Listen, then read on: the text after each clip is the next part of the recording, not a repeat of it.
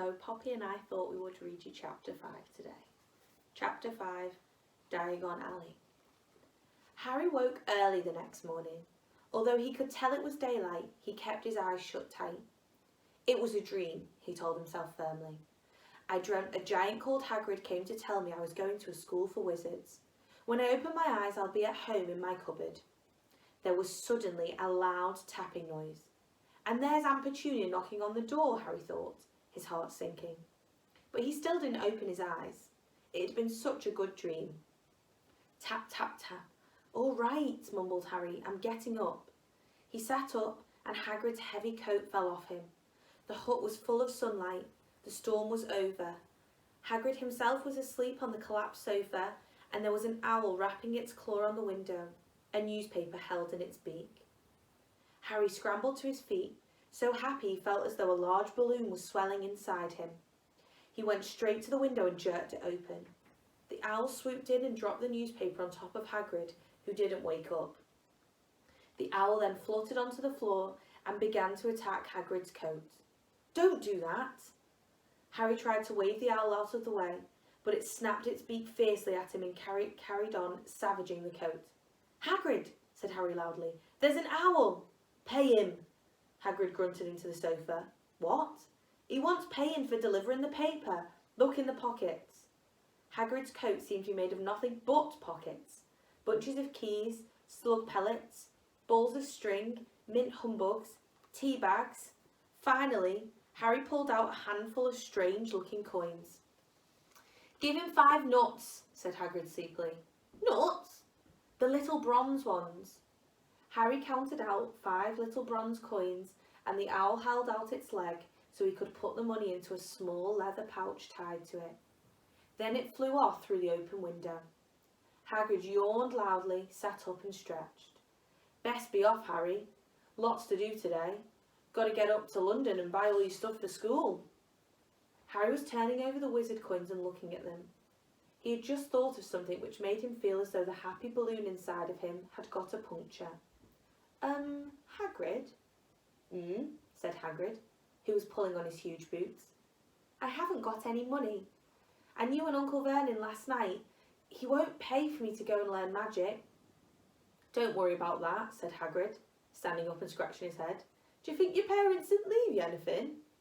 But if their house was destroyed, they didn't keep their gold in the house, boy. Nah, first stop for us is Gringotts, Wizard's Bank. Have a sausage, they're not bad cold. And I wouldn't say no to a bit of your birthday cake neither. Wizards have banks? Just the one. Gringotts, run by goblins. Harry dropped the bit of sausage he was holding. Goblins? Yeah, so you'd be mad to try and rob it, I'll tell you that. Never mess with goblins, Harry. Gringotts is the safest place in the world for anything you want to keep safe, except maybe Hogwarts. As a matter of fact, I got a visit to Gringotts anyway, for Dumbledore, Hogwarts business. Hagrid drew himself up proudly. He usually gets me to do important stuff for him, fetching you, getting things from Gringotts. Knows he can trust me, see? Got everything? Come on then. Harry followed Hagrid out onto the rock. The sky was quite clear now, and the sea gleamed in the sunlight. The boat Uncle Vernon had hired was still there, with a lot of water in the bottom after the storm. How did you get here? Harry asked, looking around for another boat. Flew, said Hagrid. Flew? Yeah, but we'll go back in this. Not supposed to use magic now I've got you. They settled down in the boat, Harry still staring at Hagrid, trying to imagine him flying. Seems a shame to row though, said Hagrid, giving another one of his sideways looks.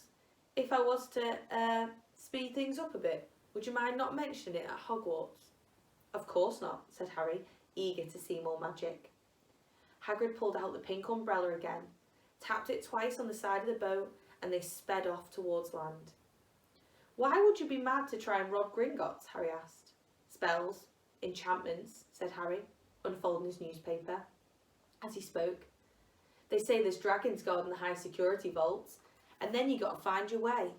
Gringotts is hundreds of miles under London, see? Deep under the underground. You'd die of hunger trying to get out, even if you did manage to get your hands on something. Harry sat and thought about this, while Hagrid read his newspaper, the Daily Prophet. Harry had learnt from Uncle Vernon that people liked to be left alone while they did this, but it was very difficult. He never had so many questions in his life. Ministry of Magic messing things up as usual, Hagrid muttered, turning the page. There's a Ministry of Magic? Harry asked, before he could stop himself. Course, said Hagrid. They wanted Dumbledore for minister, of course, but he'd never leave Hogwarts. So old Cornelius Fudge got the job. Bungler if there ever was one. So he pelts Dumbledore with owls every morning asking for advice. But what does the Ministry of Magic do?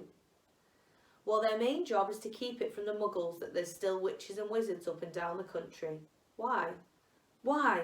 Blimey, Harry. Everyone be wanting magic solutions to the problems. Nah, we're best left alone. At this moment, the boat bumped gently into the harbour wall. Hagrid folded up his newspaper and they clambered up the stone steps onto the street. Passers-by stared a lot at Hagrid as they walked through the little town to the station. Harry couldn't blame them. Not only was Hagrid twice as tall as anyone else, he kept pointing at perfectly ordinary things like parking meters and saying loudly, See that, Harry? Things these muggles dream up, eh?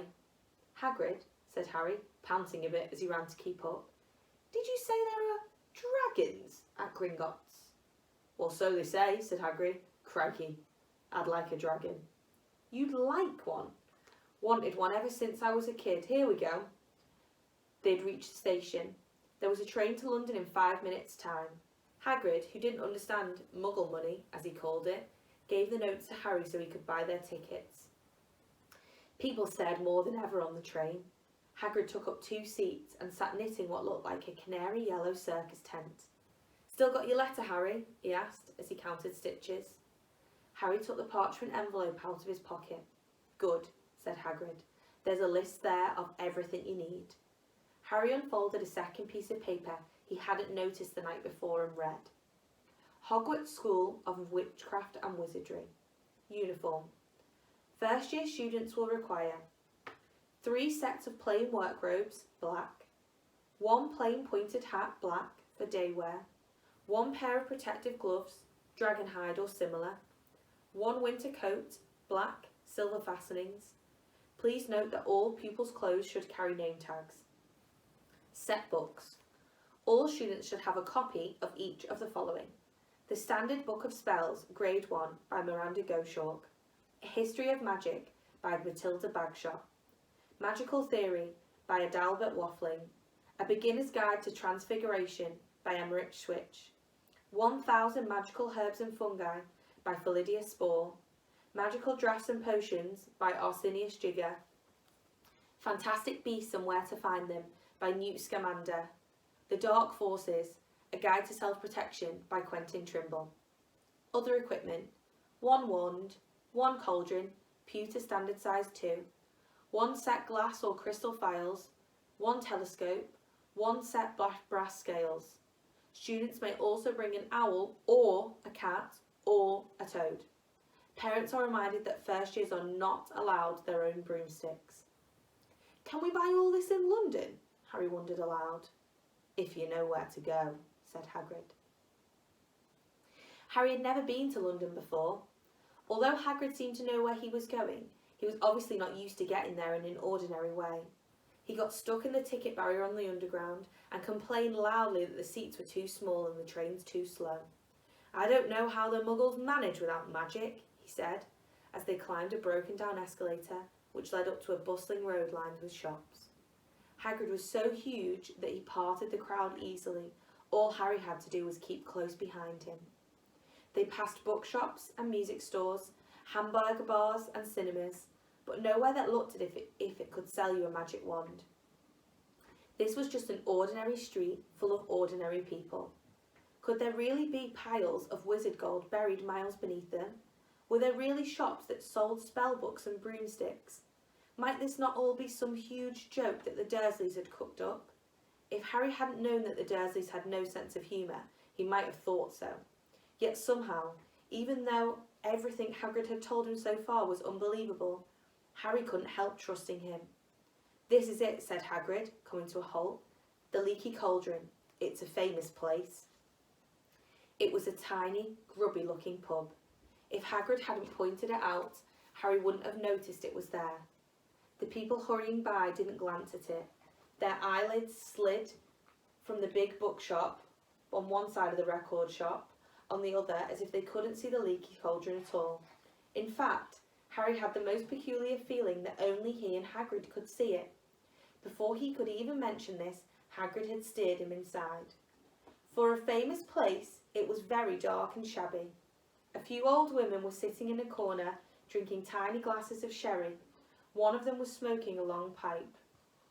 A little man in a top hat was talking to the old barman, who was quite bald and looked like a gummy walnut. The low buzz of chatter stopped when they walked in. Everyone seemed to know Hagrid.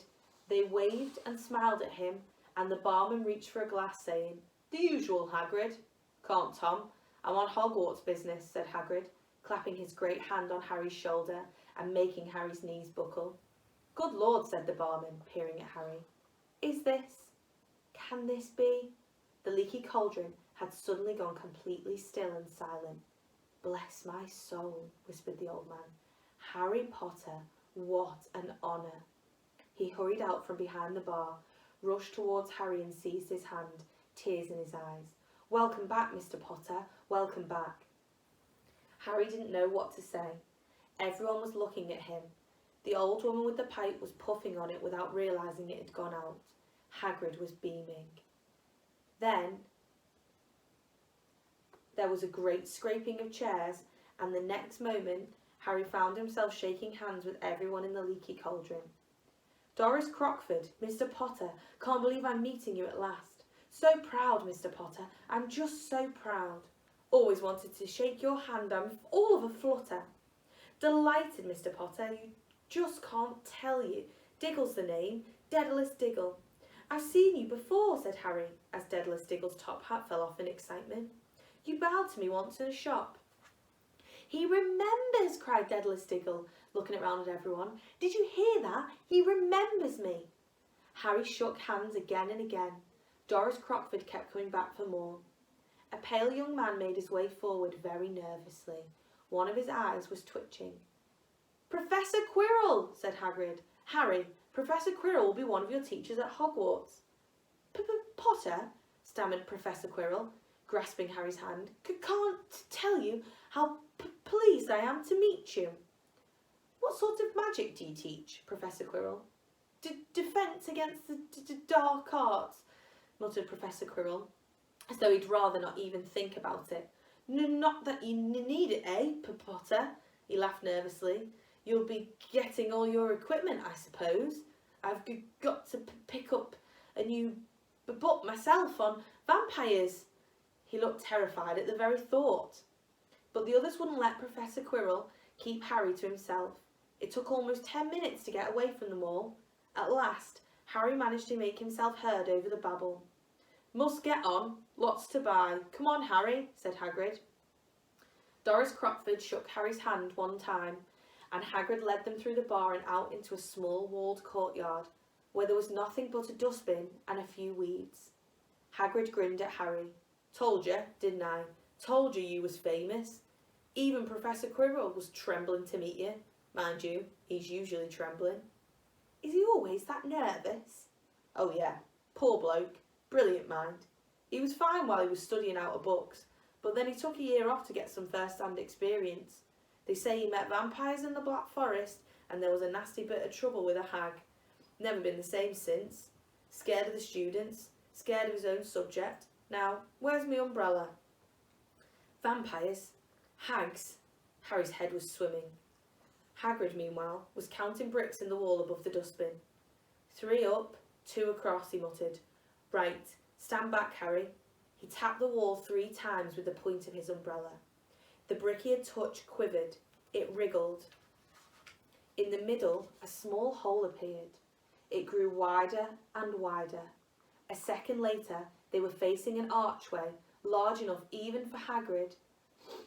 An archway onto a cobbled street which twisted and turned out of sight.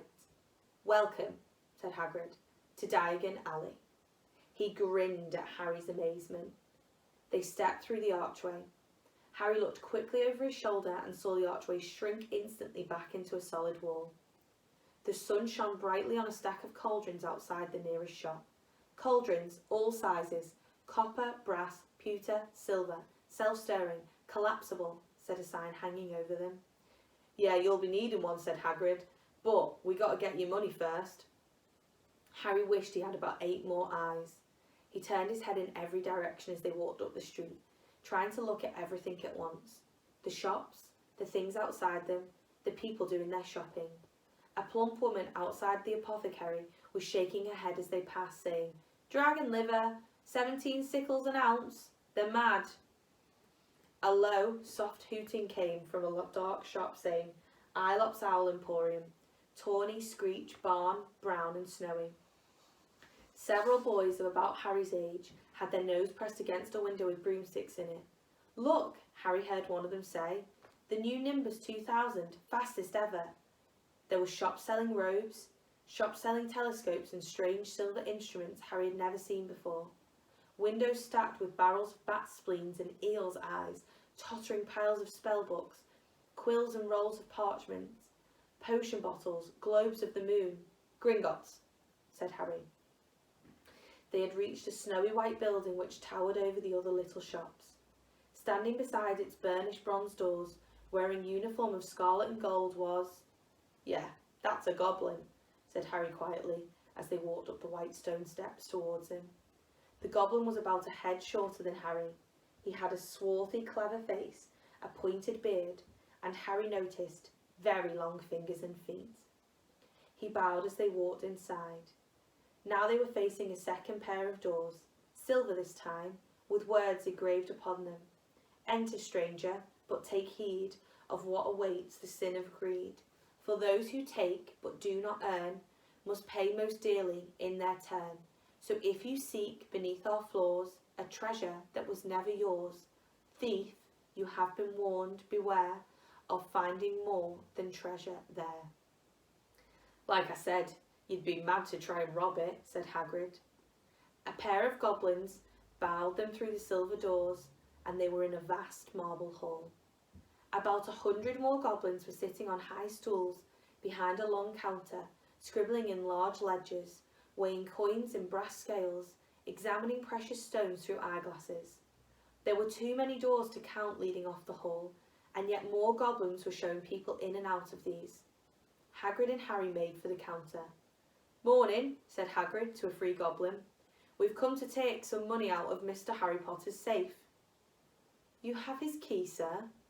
"Got it in here somewhere," said Hagrid, and he started emptying his pockets onto the counter, scattering a handful of mouldy dog biscuits over the goblin's book of numbers. The goblin wrinkled his nose. Harry watched the goblin on their right weighing a pile of rubies as big as glowing coals. "Got it," said Hagrid at last, holding up a tiny golden key. The goblin looked at it closely. "That seems to be in order." "And I've also got a letter here from Professor Dumbledore," said Hagrid importantly, throwing out his chest. "It's about the you-know-what in Vault 713.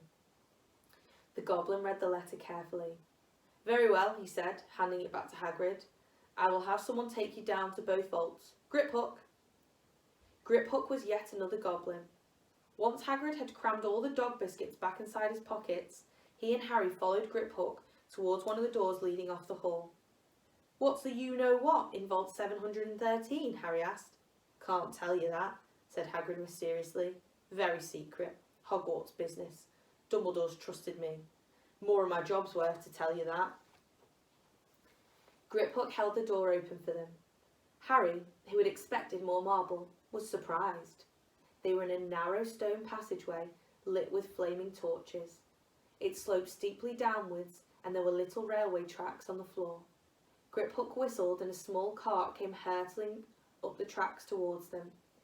They climbed in, Hagrid with some difficulty, and were off. At first they just hurtled through a maze of twisting passages. Harry tried to remember left, right, left, middle fork, right, left, but it was impossible.